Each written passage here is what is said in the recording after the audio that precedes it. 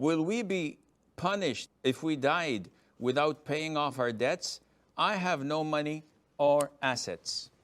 The Prophet said, alayhi salatu wasalam, that each individual is hanged, meaning he's responsible for whatever debts he has. So he is considered to be accountable for whatever debt he has until it's cleared.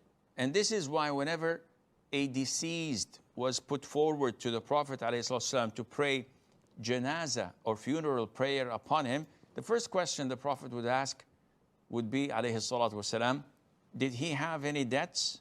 Did he die leaving debts on him? If they said yes, the Prophet says, you pray upon your brother, I won't. And this is to reprimand people from doing this, that is, taking people's debts and not paying them off.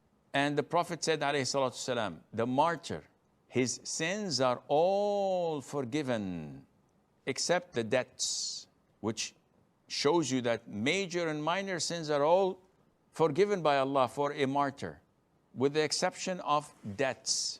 However, if a person borrowed money with the intention to pay it off, but he did not have the means to do so, or he was unable to do so, and he died, we pray to Allah Azza wa Jal that he will not be included in the previously mentioned hadith, and that Allah the Almighty would pay off his debts with His grace and mercy. The threat is to those, or for those who are capable of paying off and don't, or for those who intend not to pay off.